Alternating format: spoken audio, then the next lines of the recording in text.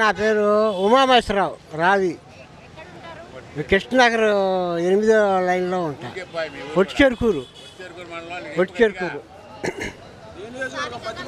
పచ్చిపాడు నియోజకవర్గం. ఓట్లు అక్కడే ఉన్నాయి. 15 ఏళ్ళ నుంచి ఏడే ఉంటున్నాను. మాకు సమస్యలు అన్ని సమస్యలు కానీ ఇంతకుముందు జరిగినాయి. మా మా మా మా పంటలు కానీ అన్నీ మైనస్సే. ఏది మాకు వచ్చిందే లేదు, చేసింది లేదు. మాకు టీడీపీ ప్రభుత్వంలో నెంబర్ 1గా ఉంది. ఎప్పుడు మేము దానికే వేస్తుంటాము.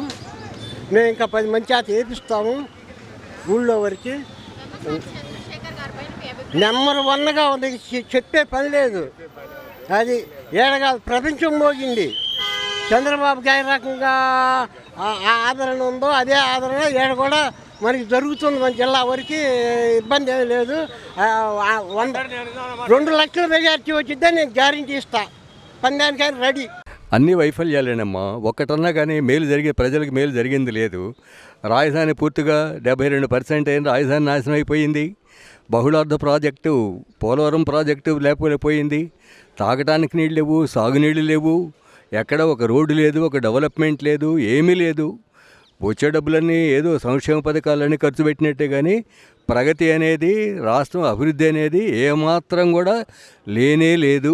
రాజధాని అన్ని రాష్ట్రాలకి, చుట్టుపక్కల అటు తమిళనాడుకి చెన్నై, కర్ణాటక బెంగళూరు, మహారాష్ట్రకి బాంబే అట్లాంటి క్యాపిటల్ సిటీస్ బాగా అభివృద్ధి చెంది ఆ రాష్ట్రాలకి విపరీతంగా ఆదాయం వస్తుంది.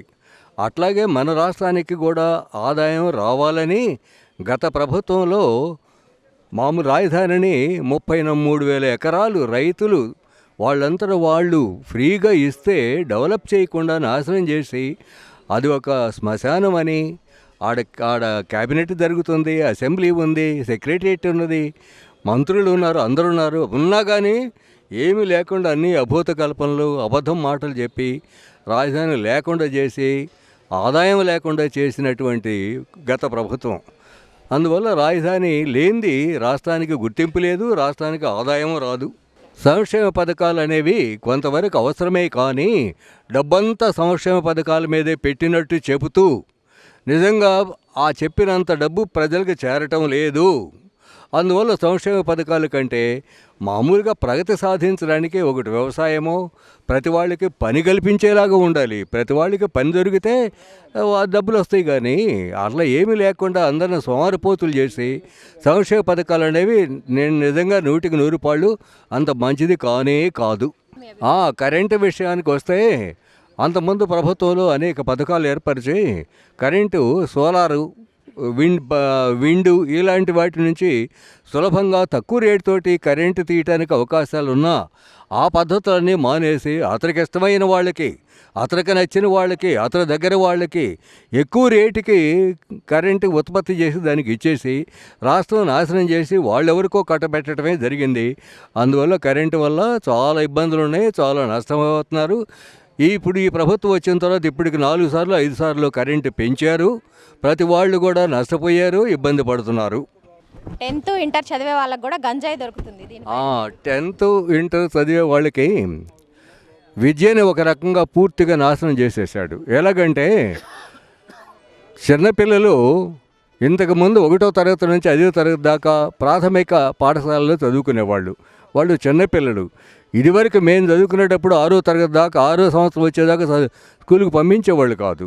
ఇటీవల కాలంలో 2వ సంవత్సరం పూర్తి కాగానే పాఠశాలకు పంపిస్తున్నారు. అందువల్ల ఆ చిన్నపిల్లలు 2వ తరగతి అయిపోయిన తర్వాత హై స్కూల్ ఎక్కడో దూరంగా ఉంటే వెళ్ళటం అనేది కష్టమని ఆ దగ్గర ప్రైవేట్ స్కూల్స్కి వెళ్తున్నారు. అందువల్ల విద్య బాగా దెబ్బతిన్నది. ప్రభుత్వానికి అధికంగా అనవసరంగా ఖర్చు పెట్టారు. కనుక రెండోది ఏంటంటే ఎక్కడ ప్రాథమిక పాఠశాలలు కానీ సెకండరీ పాఠశాలలు కానీ కావాల్సినంత మేర టీచర్స్ని అపాయింట్ చేయలేదు. చాలామంది టీచర్స్ని ఉన్నవాళ్ళనే తీసేశారు. కనుక విద్య చాలా దెబ్బతిన్నది. ఫస్ట్ టైం ఓటేసే వాళ్ళకి యువకులు కనుక తప్పనిసరిగా ఇంతకుముందు రాష్ట్రం అభివృద్ధి చెందుతూ అనేక చిన్న ఈ కంప్యూటర్ సిస్టమ్స్ ఇట్లాంటివన్నీ కూడా సాఫ్ట్వేర్ ఇవన్నీ కూడా తీసుకొచ్చారు. 100 పైన సాఫ్ట్వేర్ సిస్టమ్స్ వచ్చినవన్నీ కూడా ఈ ప్రభుత్వం వచ్చిన తర్వాత అవన్నీ వెళ్ళిపోయినాయి. కనుక ఇప్పుడు కొత్తగా ఈ ఓట్లు వేసే వాళ్ళు యువకులు మరి వాళ్ళకి ఉద్యోగాలు కావాలి కదా, వాళ్ళు బ్రతకాలి కదా. అసలు ఎక్కడ ఉద్యోగ అవకాశాలు లేకపోతే వాళ్ళకి ఏమొస్తుంది? అందువల్ల ఆ రాష్ట్రం అభివృద్ధి చెందితేనే ఆ యువకులు కొత్త వాళ్ళకి ఉద్యోగాలు వస్తాయని ఆశ ఉన్నది. కనుక ఇప్పుడు గత ప్రభుత్వంలో ఉన్న ఆశలు కూడా పోయినాయి. ఇప్పుడు ఈ ప్రభుత్వం ఇలాగే కొనసాగితే యువకులకి ఏమీ ఉపయోగం లేదు అని వాళ్ళు నిర్ణయించుకున్నారు. బ్రహ్మసాని చంద్రశేఖరరావు గారు ఎంపీగా నిలబడ్డారు. ఆయన ఎప్పుడో ఇక్కడ చదువుకొని అమెరికా వెళ్ళారు. ఆయన అక్కడ బాగా సంపాదించారు. గత 10 సంవత్సరాల నుంచి ఈ రాష్ట్రం ఎంత దెబ్బతింటుంది, ఎంత నష్టపోతుంది అని గమనించారు. అందుకని తన వంతు ఈ రాష్ట్రానికి అభివృద్ధికి తోడ్పడటానికని వచ్చాడు. కనుక తనకు ఖర్చు కూడా వెనకాడకుండా ప్రజల్లో యువకుల్లోనూ మామూలుగా ఒక ఆశను కల్పించి తను కష్టపడుతున్నాడు. ఏమైనా కానీ ఆయన మంచి పనులే చేస్తున్నాడని అనిపిస్తుంది. తప్పనిసరిగా గెలుస్తాడు. మంచి మెజారిటీతోటి, అత్యధిక మెజారిటీతోటి గెలవాలి. తర్వాత పార్లమెంటులో ఈ రాష్ట్రానికి అభివృద్ధి కోసం తను పాటుపడతాడని మేమందరం విశ్వసిస్తున్నాము.